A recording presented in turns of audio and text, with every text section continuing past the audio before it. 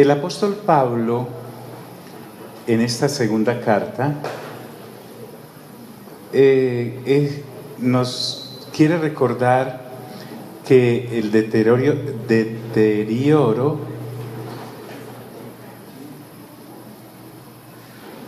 la forma en cómo se va degradando el sistema corrupto del mundo, era tan vigente su podredumbre y su camino hacia el fin en aquella época como lo es ahora.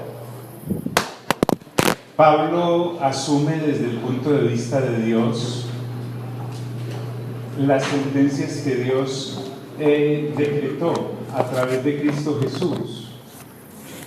El mundo está juzgado, diga conmigo, el mundo está juzgado. En ese orden de ideas, cuando el Señor Jesús viene, el Cristo de Dios, y se hace hombre, Él no vino a arreglar el mundo. Él vino a levantar una nueva creación, y esa nueva creación consiste en que usted y yo ya no somos conforme a la naturaleza del primer hombre y la primera mujer que, al desobedecer a Dios, cayeron y degradaron a la humanidad con respecto a su relación con Dios. Entonces Él no viene a arreglar el ser humano caído, sino que viene a darle su sentencia de muerte, pero no lo hace a través del juicio, porque para eso había enviado la ley a través de un ángel a Moisés, que era un ser humano. Y la ley nos recuerda que el ser humano no solamente nace malo después de la caída en el jardín del Edén, sino que en la medida que crece y se desarrolla se vuelve peor. Es decir, esa naturaleza caída la desarrolla el ser humano a medida que crece. Y eso lo podemos notar los que tenemos hijos y hemos sido hijos, uno como cuando el sardinito o la niñita nacen, tan lindo el niño. Después va viendo uno que algunas cosas no van como muy acordes con esa hermosura que uno le vio al principio. Y pues usted y yo ya sabemos lo que uno puede llegar a realizar y a cometer bajo esa naturaleza.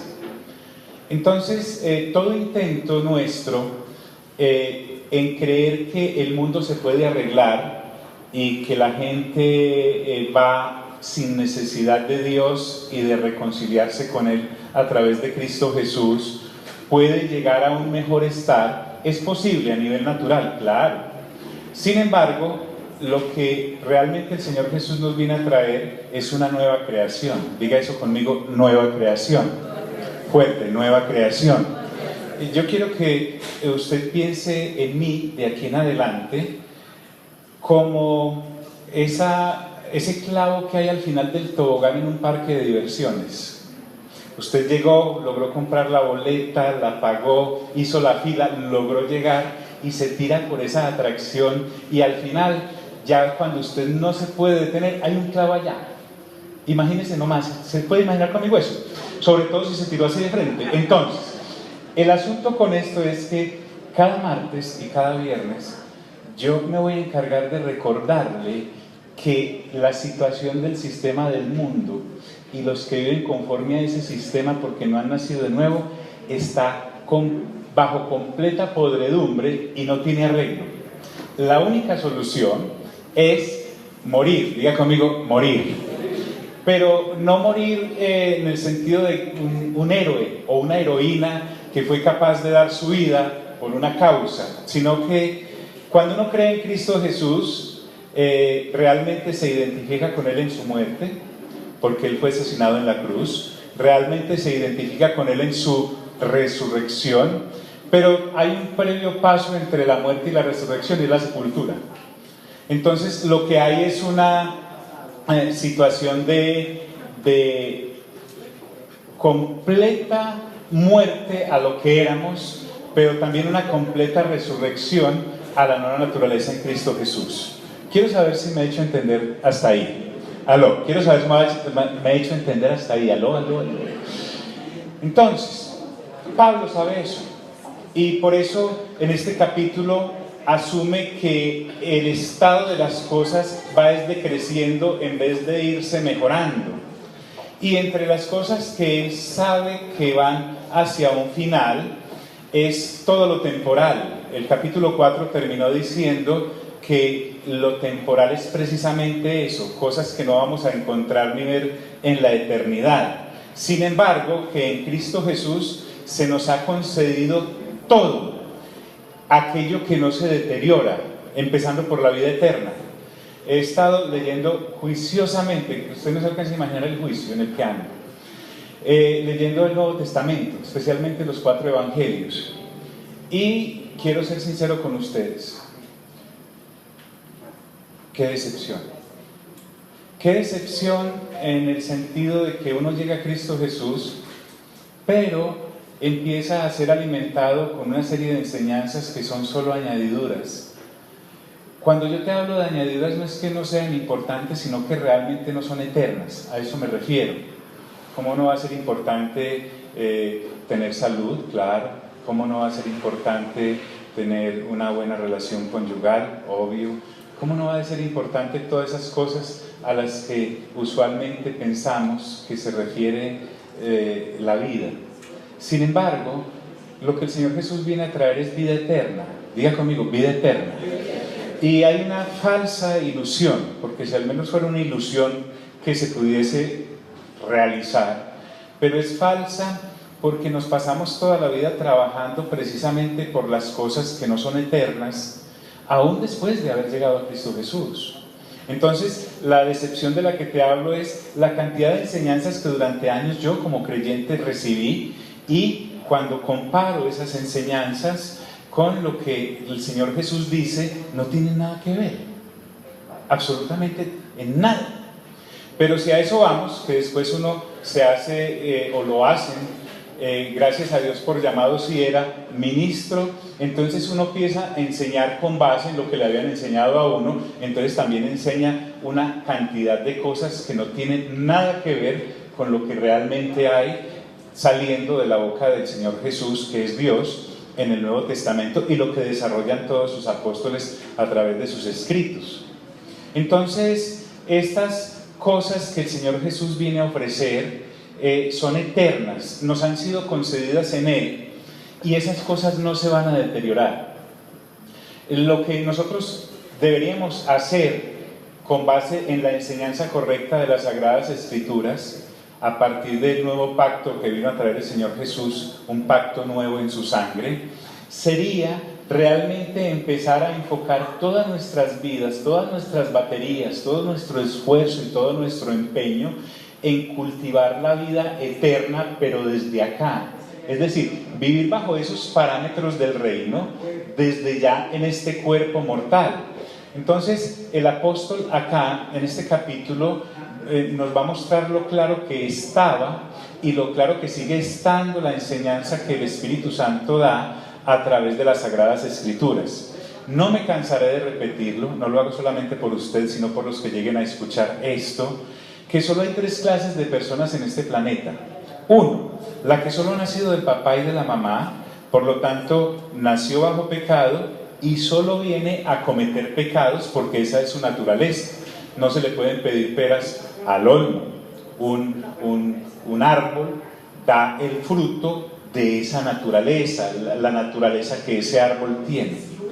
En segundo lugar, están las personas que hemos nacido de nuevo, porque gracias a que el Espíritu Santo nos convence de que Cristo Jesús es el segundo Adán, como lo dicen las Sagradas Escrituras, el que bajó del cielo, como lo dice Juan capítulo 6. En Juan capítulo 6 dice que el que come de su carne y bebe de su sangre, en cuanto a ese alimento que realmente envió Dios para dar vida eterna, tendrá precisamente eso, vida eterna. Pero también hay personas que, habiendo nacido de nuevo, son esas segundas que no avanzaron, se quedaron niñas, carnales, y entonces al no renovar su mente, siguen viviendo la vida como si no hubieran nacido de nuevo. Es decir, enfocan todos sus esfuerzos, y usted y yo vemos personas en los pasillos del cristianismo que lo único que los diferencia de los demás que no han nacido de nuevo es el pececito que le colocan al carro, a la bicicleta o al monopatín, dependiendo de lo que tengan, no más. Absolutamente nada más los distingue, porque sus obras siguen siendo exactamente iguales. Pero hay un tercer grupo de personas, el Señor Jesús los llamó pequeño rebaño o manada pequeña, que son pequeños en cuanto a número, pero no en cuanto a valor. Es decir, no es porque sean cobardes, sino que son pocos los que, como en este capítulo, llegan y se levantan todos los días. Hombre, ¿yo por qué existo?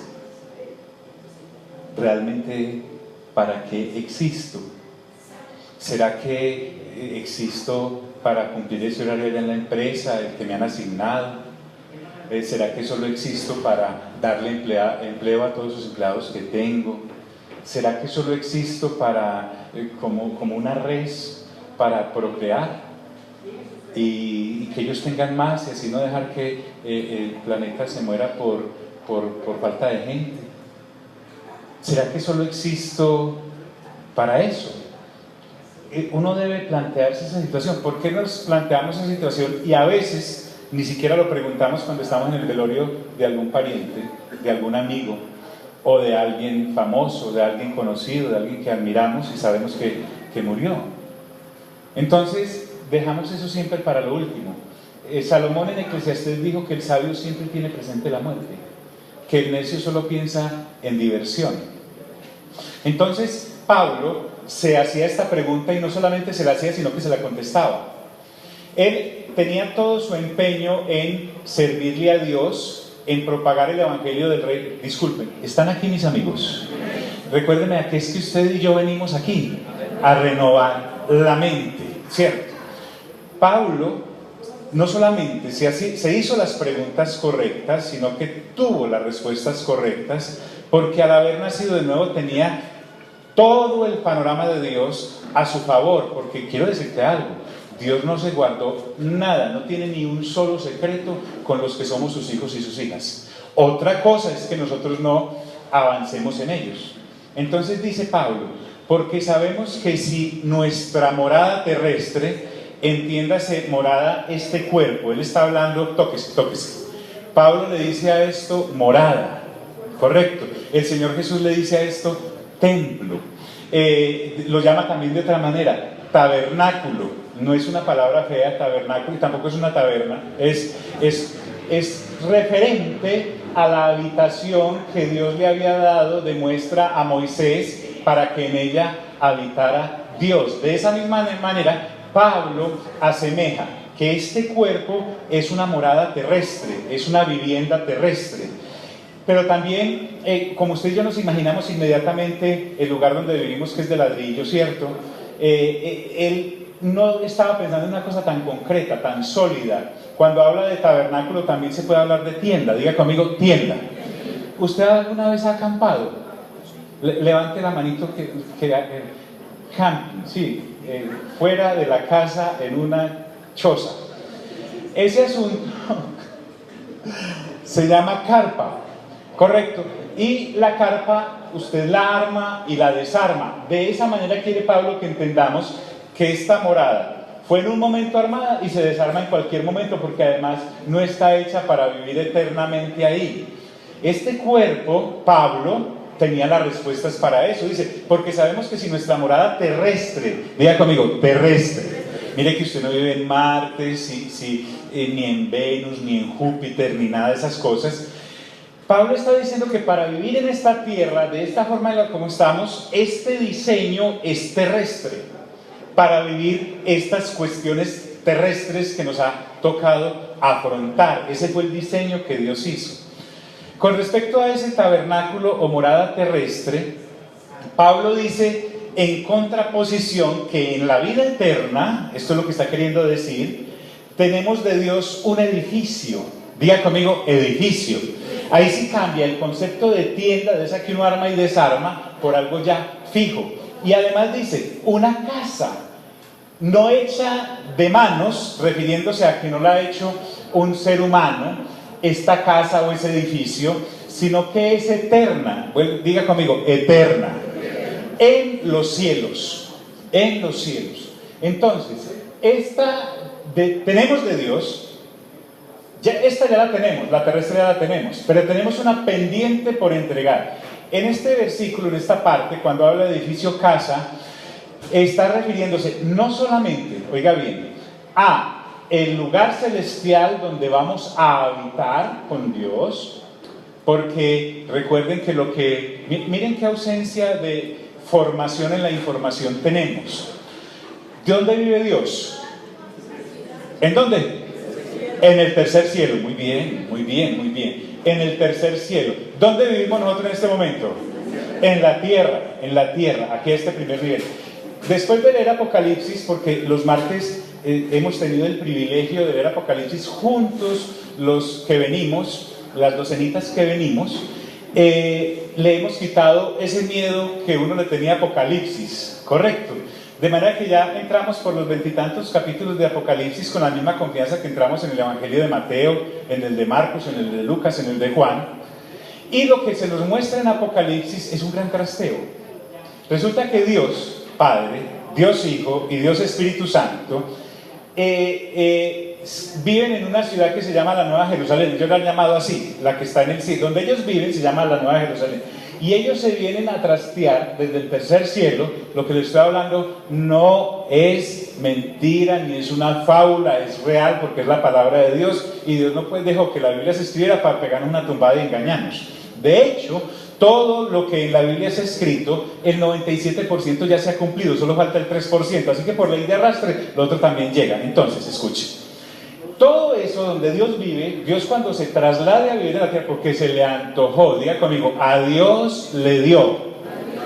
Entonces a él le provocó trastearse con Nueva Jerusalén y todo, lo llama también templo o tabernáculo donde realmente él vive, porque de ahí fue donde copió Moisés en el monte Sinaí la cosa para hacer el tabernáculo de allá del Éxodo, y luego que fue entregado a los israelitas para que hicieran todos sus sacrificios y todas sus cosas. Él se viene a vivir aquí, en una cosa que llama el nuevo cielo y la nueva tierra, donde además les comento, los que no conozcan el mar, aprovechenlo a conocer ahora, porque en esa nueva instancia no habrá mar, sino que todo será, vengan los mares. Entonces, tenemos de Dios un edificio, una casa no hecha de manos, eterna en los cielos. Diga conmigo, ¿dónde están nuestras moradas? En las que nos van a entregar, ¿dónde están? En los cielos. No solamente está la Nueva Jerusalén, esta que les cuento, la gran ciudad, porque cuando usted lee detenidamente, por ejemplo, el libro de Hebreos, habla acerca de Abraham, Isaac y Jacob, y dice que esperaban una ciudad no hecha por manos de hombres, sino que viene del cielo. Ahí está la ciudad. Pero además vamos a recibir un cuerpo. Ya lo vimos en 1 Corintios capítulo 15 y lo vimos los martes en 1 Tesalonicenses capítulo 4. Pablo entonces sabe que este cuerpo está sujeto al deterioro. Mire usted, nació pequeñito, nació pequeñita, fue creciendo, fue madurando y ya vamos rumbo a podrir, ¿no es cierto? Algunos ya casi. Entonces, en ese sentido, esta morada se deshace. Esto no es lo eterno. Pablo entonces ya nos dijo en el capítulo anterior que en estas vasijas de barro, hay un tesoro precioso y espectacular que Dios decidió colocar, y es el entendimiento de lo que es el reino de Dios y su justicia, y lo que Dios ha depositado en nuestras vidas para transmitirlo a otros. Entonces, como en Corinto, los hermanos de Corinto andaban en un eleve, en los del segundo grupo de personas. Ellos habían nacido de nuevo, pero no habían madurado en cuanto al conocimiento de Dios. Pablo, a una congregación, digámoslo así, tan carnal y tan niña, les suelta unas enseñanzas tan bonitas y tan profundas, que no se conduelen con la clase de personas que ellos habían decidido ser, porque ellos mismos se habían condenado a la inmadurez. Me muestra esto el supremo amor del apóstol Pablo. Él no les negó a los hermanos de Corinto, a pesar de su empeño de cultivar solamente las añadiduras en su mente después de haber conocido a Cristo. Él les siguió ministrando las cosas eternas, porque de eso se trata.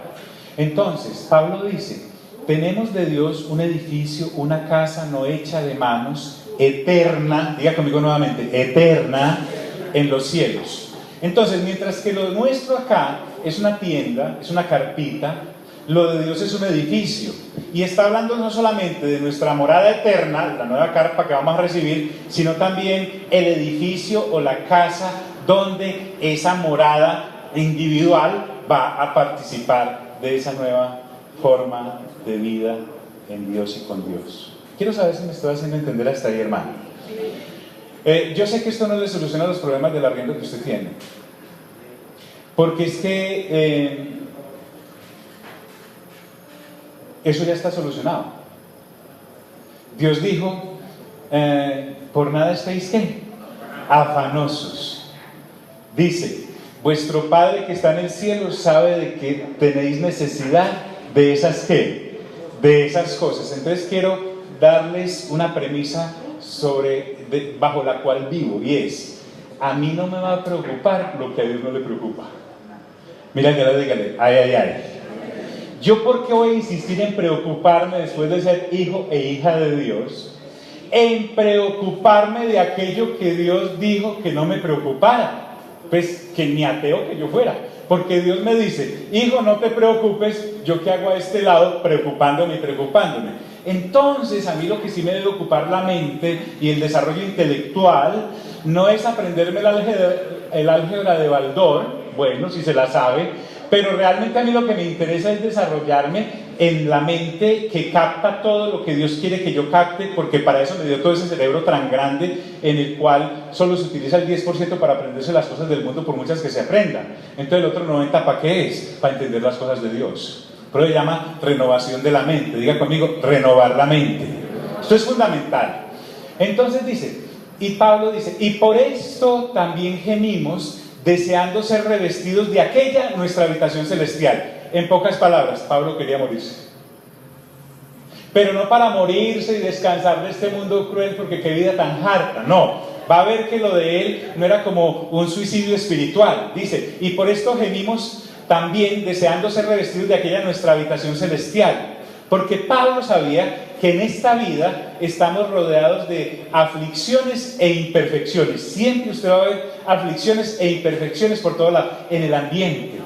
Puede que nuestra ciudad es linda, nuestra ciudad es maravillosa, es hermosa. Sin embargo, por donde se sale, el humero.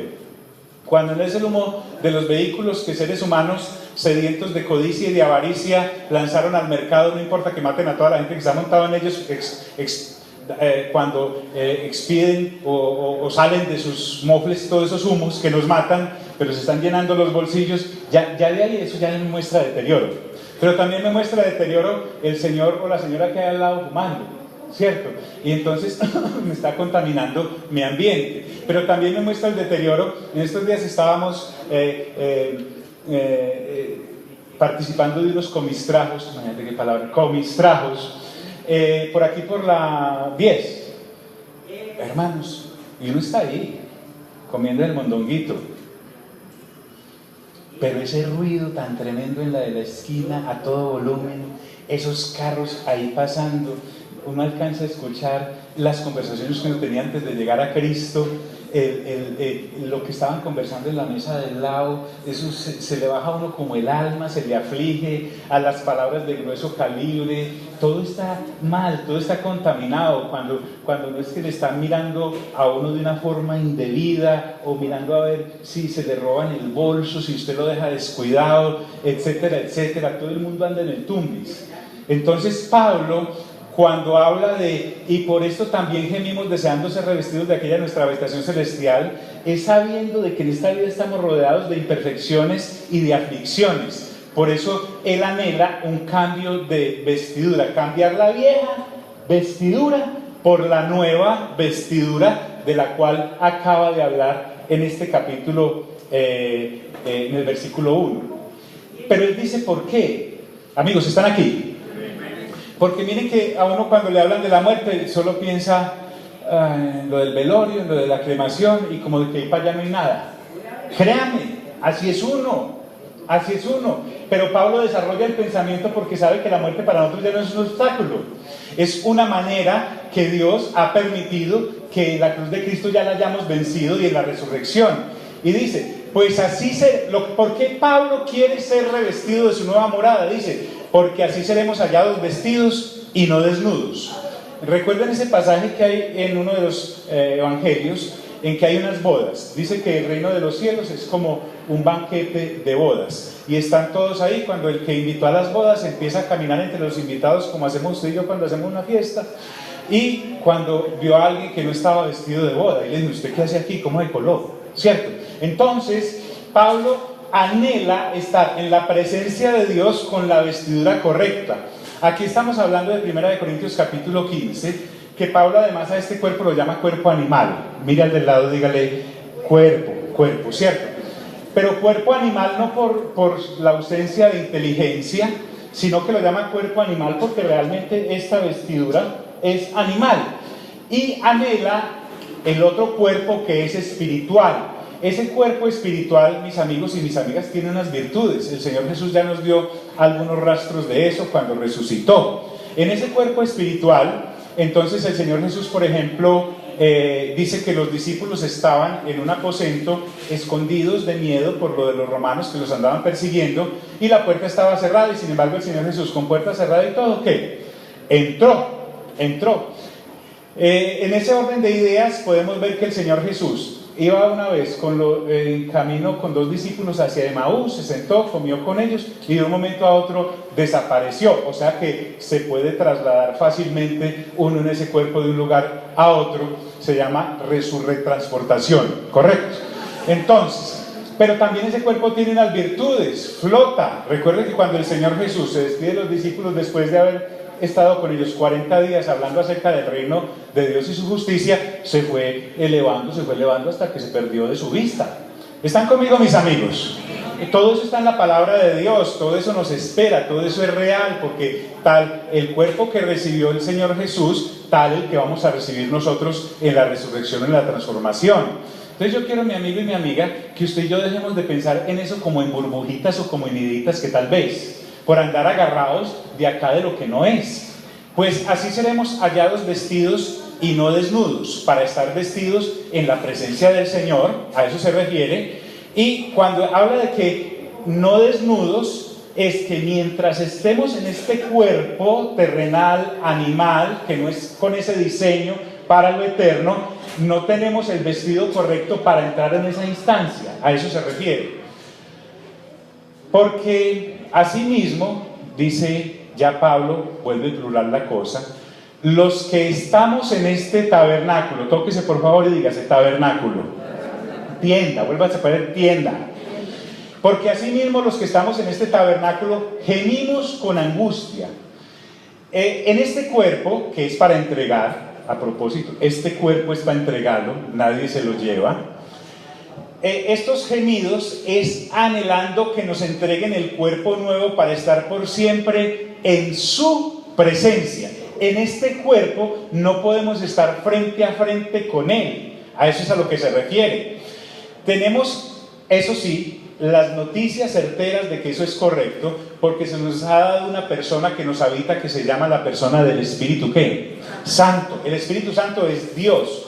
Entonces, cuando el Espíritu Santo que mora en nosotros, que son las arras, las primicias que Dios nos ha dado para el cumplimiento de ese 3% de la profecía bíblica que les acabo de mencionar al principio, es decir, que si el 97 se ha cumplido, ese otro 3 también, pero como si fuera poco, Dios dice, y les doy mi presencia con ustedes estando en ese cuerpo, tranquilos, mientras los revisto de nuevo.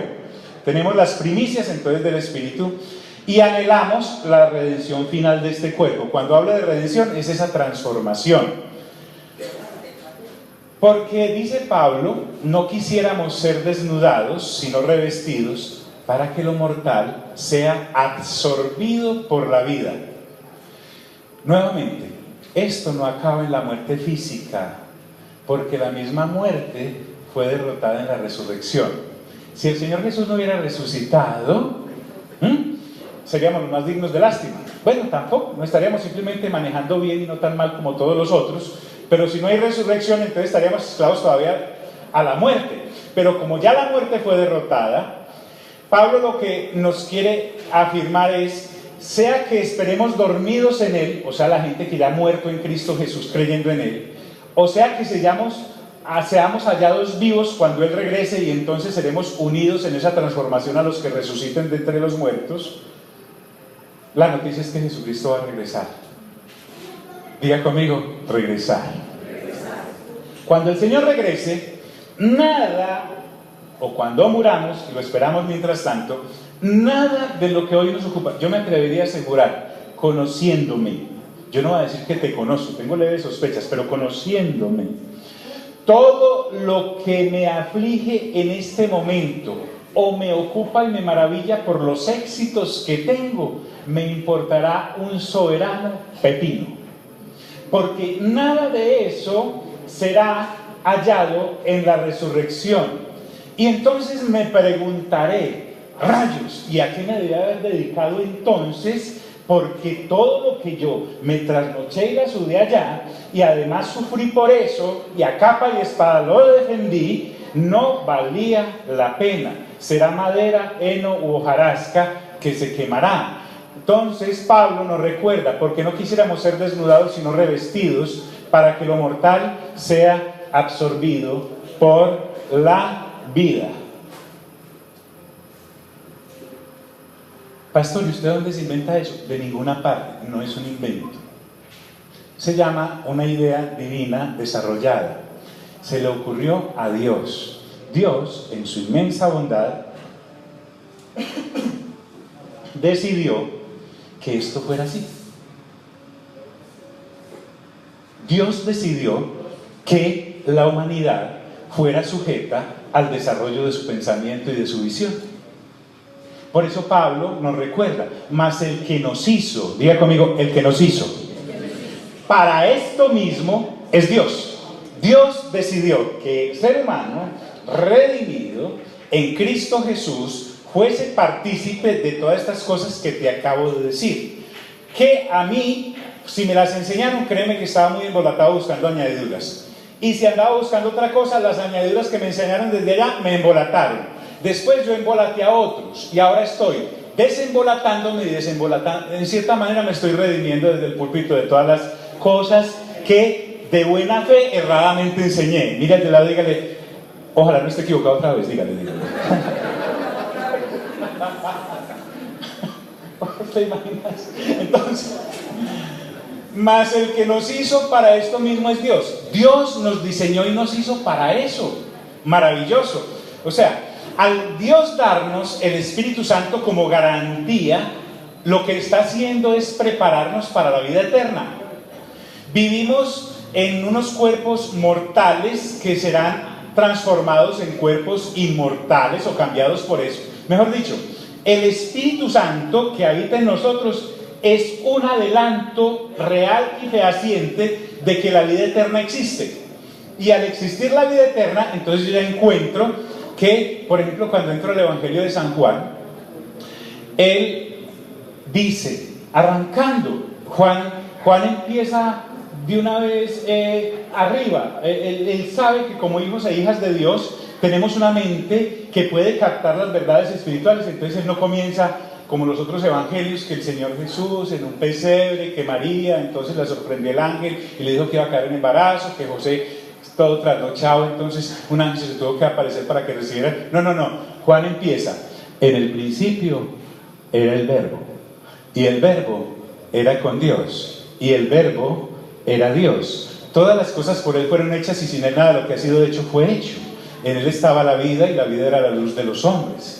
La luz en las tinieblas resplandece, y empieza a desarrollar de una vez la cosa, porque esa palabra es para gente nacida de nuevo y la va a entender. O sea, Juan no está hablándole a gente que está preocupada por el diario vivir. Juan está hablándole a personas que han nacido de nuevo y saben que son partícipes y copartícipes con el Espíritu Santo de la vida eterna.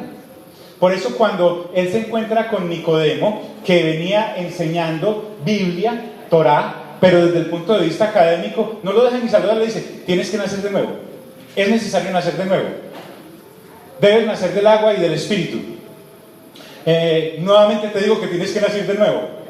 Entonces Nicodemo venía muy enredado, porque dice, Señor, ¿cómo es eso posible? ¿Cómo me meto otra vez en el vientre de mi madre? Le digo, hombre, si te hablo de las cosas terrenales y no me entiendes, ¿cómo me vas a entender si te hablo de las celestiales? ¿Que tienes que nacer de qué? de nuevo. Cuando está hablando con la mujer samaritana en el capítulo 4, le dice: el que beba de esta agua volverá a tener ¿qué? Sed. Pero el que beba del agua que yo le daré no volverá a tener sed ¿qué? Jamás. Siempre habla de eternidad. Cuando en el mismo Juan, después de hablar con Nicodemo, el Señor Jesús sigue desarrollando el tema, porque yo me imagino que Nicodemo salió venteado después de cómo se iba a meter en el vientre de su mamá. Fue allá, ya me lo imagino. Pero él dijo algo tremendo. El Señor Jesús dijo: porque de tal manera amó Dios a quién, que dio a su hijo ¿qué? Para que todo aquel que en él no se pierda, sino que tenga vida. De una vez arranca con la vida eterna. Pero voy más allá, y cuando veo en Juan capítulo 6, el Señor Jesús en el capítulo 6, del versículo 1 al 14, le pega una alimentada a la gente tremenda, alimenta a una cantidad de personas y les llena la barriguita. Cuando les llenó la barriguita, ellos inmediatamente dijeron: no, pues hagámoslo rey, hagámoslo rey. Cuando el Señor Jesús se dio cuenta de que lo iban a hacer rey, porque los había alimentado y no porque era Dios, se escabulló y los dejó. Del versículo 15 en adelante, hasta el 60 y pico, Él les habla del pan que bajó del cielo y les dice: yo no soy como el maná. El maná se los dio Moisés, pero todos los que comieron maná se murieron. Mientras que el que coma de lo que yo le vengo a dar, que soy el que baja del cielo, tendrá vida eterna, no morirá jamás. Impresionante. Luego en el capítulo 5 habla de la resurrección, que es donde la promesa que Dios le dio a Lito y a Lucelena para este mes, y es que no trabajemos por la comida que perece, sino a la que vida eterna que permanece. Mire bien lo que dice ese versículo. Ahí no está ofreciendo lavadora ni licuadora, nada de eso. ¿Por qué? Porque Él está ofreciendo cosas realmente importantes. Présteme mucha atención, por favor. Cuando usted entra ya al capítulo 14, 15, 16 y 17 de Juan, va a ver el Señor Jesús, que es el dueño del letrero, el representante del reino de Dios y su justicia, hablando de una manera tremenda de su relación con el Padre, y es la misma que quiere que tengamos nosotros. Entonces, lo que ahora dice Pablo, dice: mas el que nos hizo para esto mismo es ¿quién? Ahora, ¿que nos hizo para qué? Pues para lo que acabamos de decir, para recibir el nuevo cuerpo, para estar en la nueva habitación eternamente con Dios. Para eso nos hizo Dios, pero no nos hizo, no se está refiriendo a la hechura nuestra en Adán, en el jardín del Edén, sino que recuerden que lo que realmente vino a hacer el Señor Jesús fue levantar una nueva creación. Diga conmigo: nueva creación. Yo ya no tenemos nada que ver con la persona que éramos. Esa persona se murió en Cristo Jesús, fue sepultada con Cristo Jesús y resucitó con Cristo Jesús. Yo ya no puedo seguir viviendo mi vida actual como nueva criatura, como la vieja criatura. Si lo estoy haciendo, entonces no estoy renovando mente. O no me interesa, porque esa es otra cosa. No me interesa. Yo sigo aferradito y aferradita aquí a las cosas que no son. Y, oh sorpresa, nos podemos llevar entonces. Mas el que nos hizo para esto mismo es Dios, quien nos ha dado las arras del Espíritu Santo. Siempre, cuando uno es esclavo del Evangelio de las añadiduras, se encuentra con unos tropiezos muy grandes en las Escrituras. Por ejemplo, Él dice, la palabra de Dios dice: y todo lo que pidáis al Padre en mi nombre, yo lo haré. ¿Sí o no? ¿Sí lo dice o no lo dice?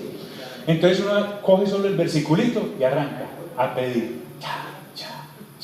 Los tenis nuevos, 20 años, los tenis nuevos.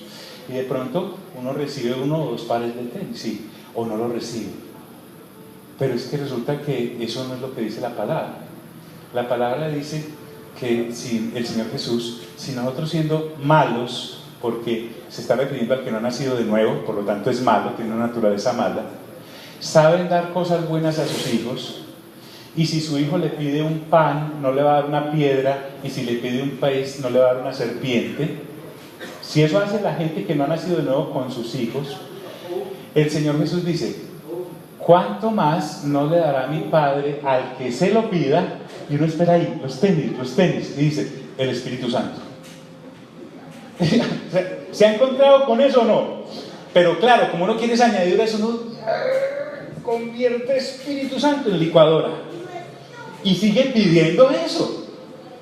Pero resulta que lo que Dios quiere es que le pidamos lo que realmente vale la pena, y es la presencia de Él mismo en nuestras vidas, que sí es lo que vale la pena. Pero eso no lo va a apreciar uno jamás si no ha nacido de nuevo o si no ha renovado la mente. Por eso dice, mas el que nos hizo para esto es Dios, quien nos ha dado ¿las qué? ¿Las qué? Arras. Explícoles, hermanos. Arras. Es el depósito inicial que se da para pisar un negocio. ¿Vale?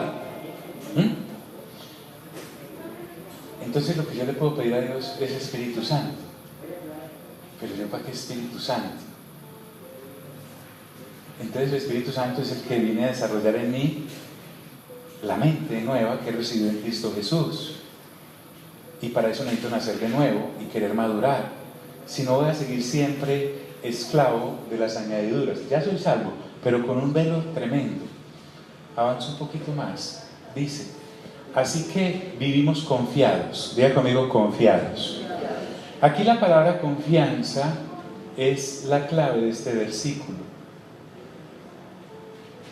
La relación que tú y yo tenemos con Dios es de extrema confianza. Tan confiable es la palabra de Dios que en 1 de Timoteo dice que aunque nosotros seamos infieles, Él permanece ¿qué? Fiel. O sea, Dios jamás se le va a quitar a usted y a mí de lo que nos prometió. Nunca. Puede que yo me le voltee, me le cambie, me le quite, pero Él siempre va a ser fiel a lo que dijo.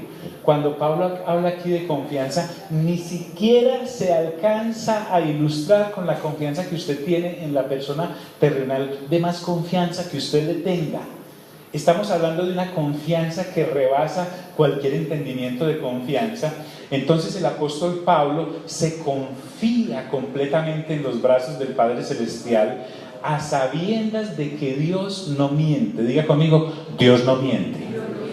Así que vivimos confiados siempre y sabiendo que entre tanto que estamos en este cuerpo, estamos ausentes del Señor. Vuelvo y me explico. Es decir, que cuando yo estoy en este cuerpo animal, junto con todo lo que me rodea a este lado de la existencia, aunque el Señor Jesús está presente en mi vida porque tengo el Espíritu Santo y además el Señor Jesús dijo que estaría conmigo hasta el fin del mundo, aunque el Padre ha decidido hacer morada en nosotros en la persona del Espíritu Santo, realmente yo estoy ausente de la deidad y de su presencia completa, que es lo que me está ofreciendo al transitar ese paso de la muerte y esperar su retorno para recibir el nuevo cuerpo y estar completamente vestidito, presente con el Señor. Quiero saber si me he hecho entender. ¿Aló? ¿Me he hecho entender hasta ahí? Vuelvo y le digo, entonces usted está sentado ahí, está sentada ahí diciendo, y entonces este dolorcito que yo tengo por acá, que el médico me dijo ya que de eso, Dios te puede sanar, ¿o no? Y esa situación financiera, puedes prosperar, o irte más para abajo. O realmente te va a llegar esa persona que está anhelando para compartir tu vida existencia terrenal y todo eso, o no. El asunto es que todo eso queda opaco cuando yo realmente me atrevo a asomarme y me asomo y veo, wow, todo lo que hay en el patio del Señor para mí. Y entonces por fin entiendo que el enemigo de nuestras almas hizo toda una cortina de humo llamada sistema del mundo que está metida ya en el agite. Toda la gente está ahí, que prácticamente uno se demora un buen porcentaje después de creyente para desatarse de eso. Mire que esta mañana hablaba con unos excelentes amigos y hablábamos de ese versículo que dice, ¿conoceréis qué? La verdad. ¿Y la verdad me hará qué? Libre. Cuando yo leo eso así en tercera persona como aparece en la escritura, bien, bien. Pero otra cosa es cuando yo lo leo y digo, y conocí la verdad, y la verdad me hizo ¿qué? Libre. O sea, ya es mío, realmente me apropié. Yo ya no estoy en la tercera persona de y conoceréis la verdad, sino que conocí la verdad, que es Cristo, y la verdad me ha hecho libre de toda presión humana, social, la relación inclusive de la que está hablando acá el apóstol que nosotros vamos a tener no es ni por profesión porque estudiamos lo mismo, aquí sí, el gremio de los cafeteros, por ejemplo, de región, no, los de Playa Oro y los de Playa Plata y los de Bronce. Ese apellido, esa familia que la misma religión, usted es de cuál. Entonces en ese asunto la relación nuestra con Dios va a ser de verdadera libertad, no va a ser de apariencias. Así que vivimos confiados siempre y sabiendo que entre tanto que estamos en el cuerpo estamos ausentes del Señor. A eso se refiere, es confianza en el presente. Y por eso me atrevo a vivir esta vida para Dios, esta del lado de acá, pero también una esperanza certera en lo futuro. A mí Dios no me va a tumbar, ni a ninguno que ponga su confianza en Él. Si realmente aceptamos en Cristo lo que Él nos quiere dar, no las cosas que egoístamente queremos buscar.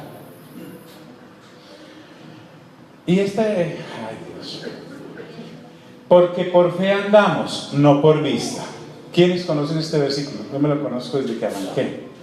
Entonces uno empieza a decir, porque por fe andamos, no por vista. Y empezamos a pensar en el negocio de paletas que montamos, de cero, ¿cierto? Y nos lo imaginamos allá grande, vendiéndolo en todos los establecimientos. Entonces decimos, no, andar por fe es creer eso. Es tan sofisma de distracción como pensar que el arca Noé la había hecho para después hacer una gran flotilla de arcas y no para salvarse. ¿Sí me hago entender? Es distinto. Es distinto. Cuando tenemos los ojos puestos en la de Dios, tomamos ese capítulo 11 de Hebreos y nuestro énfasis es precisamente las arcas, todas esas cosas. Pero no realmente lo que Dios nos está prometiendo en ese capítulo, que es a Cristo Jesús. Cuando dice por qué andamos, no por vista, se está refiriendo que mientras yo esté en este cuerpo, mire cómo cambia la cosa. Yo no veo lo que acabamos de predicar, ese nuevo cuerpo, esa nueva relación con Dios, esa resurrección, pero camino como si la estuviera viendo aunque no la vea. Esto no es una cosa futurista y que tal vez pase, no. Lo que está diciendo es que esto que vemos en la actualidad, todo esto, sí, no se conduele en nada con lo que veremos. En lo absoluto, cuando tú estés y yo estemos en la presencia de Dios con nuestros nuevos cuerpos, ahí viéndolo cara a cara, face to face, ahí no vamos a tener problema con que hay que llamar a la policía para que el vecino le baje el ruido a ese escándalo porque es 31, hermano. ¿Sí me estoy haciendo entender? Entonces cuando él dice que por fe andamos no es por vista, no se está refiriendo al negocito ese que montamos y va a crecer mucho. No, hemos tomado la escritura y la hemos manoseado de tal manera que la hemos convertido en una especie de subproducto, lo que realmente Dios jamás vino a ofrecernos. Cuando habla de que por fe andamos, no por vista, agrega después de ese paréntesis, pero confiamos. Diga conmigo, confiamos.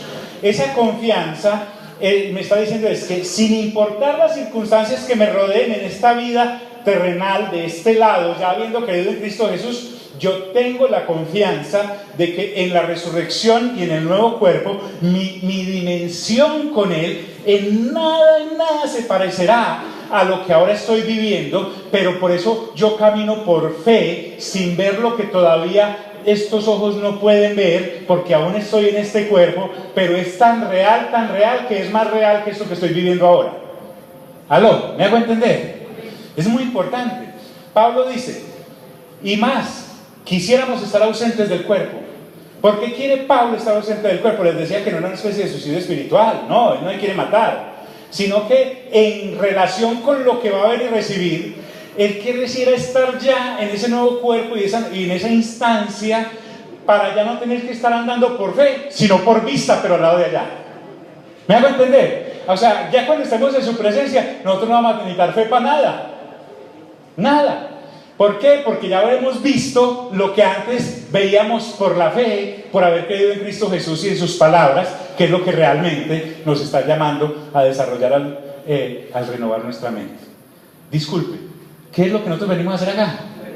¿Renovar qué? Nuestra mente. Es que en el agite del día a día uno no ve eso. No ve eso cuando está ahí pagando el tiquete del metro, no ve eso cuando está ahí conduciendo y en medio de ese taco y ese calor tan tremendo, no ve eso cuando está recibiendo una queja o una enfermedad o alguien está convaleciente, no ves eso cuando no entiendes porque el otro no te entiende si debería entenderte porque no hay entendimiento. Renovar la mente exige hacer un alto en el camino. Por eso les decía, créanme, véanme como un clavo en el tobogán. Usted me va a poder venir a decir a mí, John, coroné, por fin, las montañas de oro y de plata han llegado. Pero lo voy a jalar, vea, así, con una pita. Mi hermano, ¿y qué? Pues como qué. O va a venir, estoy en un problema. No, es que la cosa es... Y te voy a decir igualmente, no burlándome, pero te voy a decir, basado en lo que ya sé. ¿Y qué? Si realmente la circunstancia que te rodee no implica. No, estoy tan saludable, fui al médico, el urólogo me dijo que no, que qué belleza, el cardiólogo me dijo que qué hermosura. No tengo ni un lunar malo, ¿cierto? Y va a decir, hermano, de todo más para entregar. Usted me va a decir, no, mira, han orado por mí, me han ungido hasta con rimula y no me sale ese dolor, antes es peor, no duelo, mis dolores son tremendos. Sí, lo siento, mira, créeme que lo lamento, pero de todo más para entregar. Lo que lo definitivo nos espera. Mira, dígale, por fe, no por vista. Y más quisiéramos estar ausentes del cuerpo. ¿Para qué? Para ahí sí estar viendo y no andando por fe, es decir, cara a cara, el asunto ya terminado.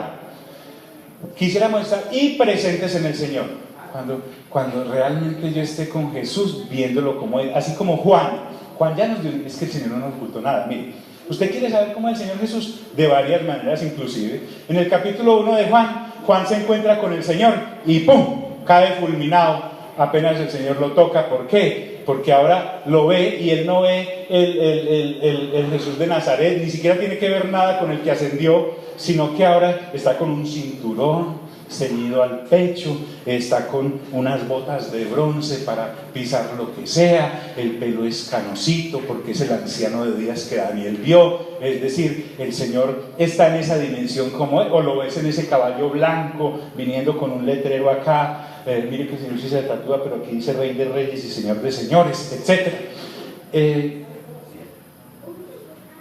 La Biblia no nos oculta nada, pero como no la leemos, y cuando la leemos andamos buscando licuadoras, entonces esas cosas no las vemos. Cuando Pablo habla de estar presentes en el Señor es viéndolo tanto tal y cual es. Y quiero casi que finalizar esta primera parte de este capítulo con eso.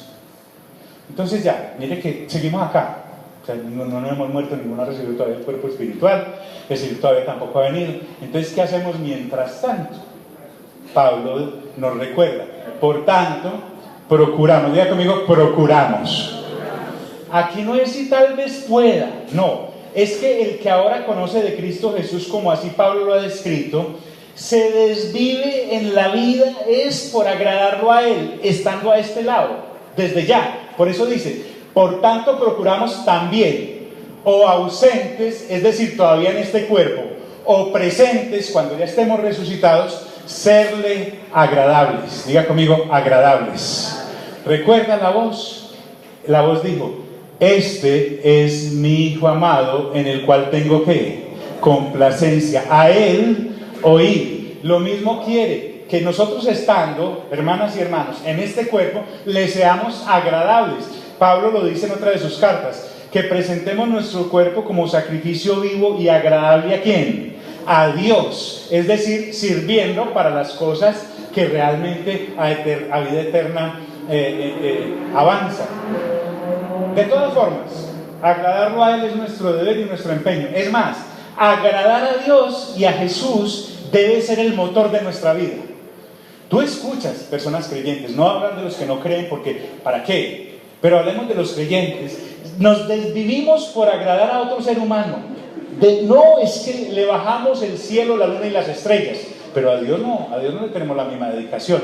No estoy tratando de hacerte sentir culpable, se trata de ser realistas. Te desvives agradando a tu jefe, te desvives agradando a tus empleados, te desvives agradando a tu mujer, a tu marido, a tus hijos, a tus compañeros de actividades, a los del hobby, te desvives agradando a la sociedad, te desvives agradando... Un momentico.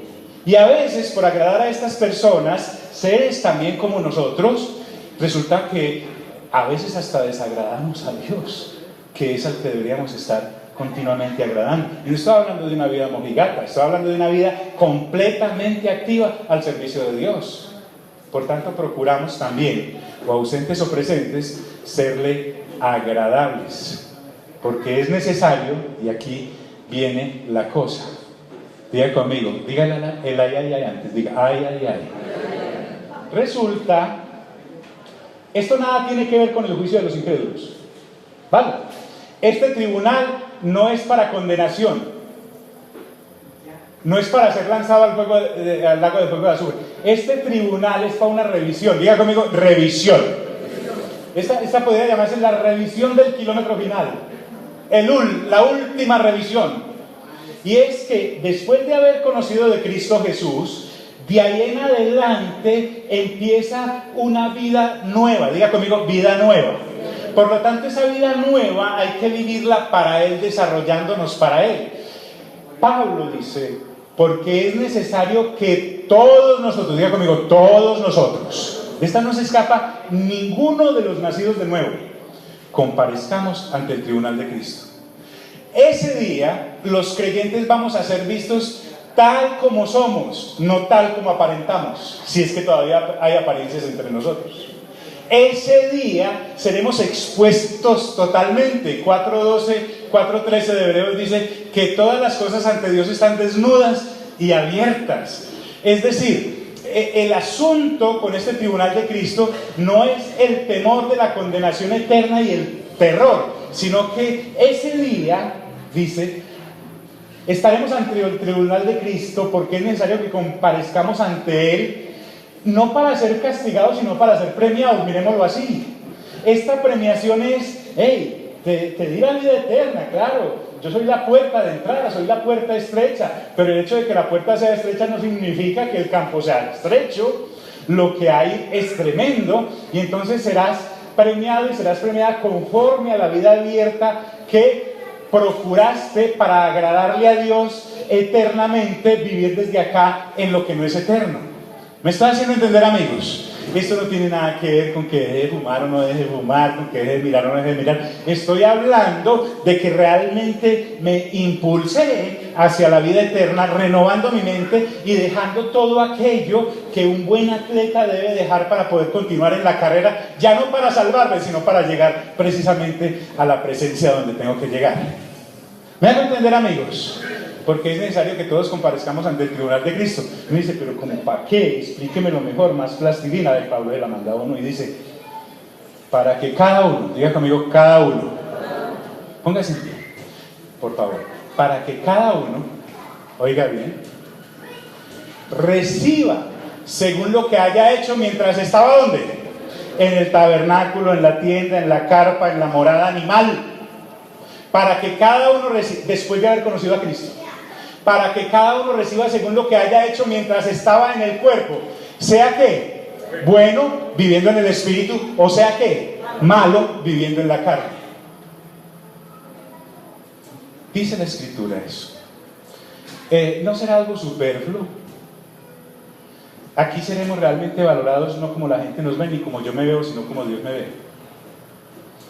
Al que no podemos engañar, ni queremos engañar, porque es que no estamos hablando acá de que me pasen raspado, no, sino que conscientemente, ahora me doy cuenta, lo del clavo en el tobogán y digo, un momento, ¿será algo realmente real? Se evaluará lo que hayamos hecho después de conocer a Cristo a través del nuevo nacimiento. Entonces esto me lleva a una conclusión. Como el Señor Jesús no es mansalvero, no nos va, por eso nos avisa, es que esto está escrito hace 2000 años, para todos los creyentes. Y dice, ojo, ojo, ojo, despierta. Es necesario que te examines ya a nivel individual con rigor cada acto que vas a realizar en tu vida. Porque resulta que cada acto quita o da. Y no estoy siendo como avaro en querer más, sino que es que no hay nada gravoso en obedecerle a Dios. O sea, si yo realmente he nacido de nuevo, yo no tengo ningún asunto como que admirarle a la carne como para ponerla en una pesa o en una balanza con la vida del Espíritu. No me sale, no tengo ropa para eso. Por eso es necesario que examinemos con rigor cada acto de nuestra vida. Debemos ser sabios para entender que lo que para la gente tiene mucho valor, para Dios no vale nada. Lo que para la gente tiene mucho valor, para Dios no vale nada. Pablo fue más severo y dijo una vez que los reyes de este mundo no son nada, refiriendo a los que no han nacido de nuevo.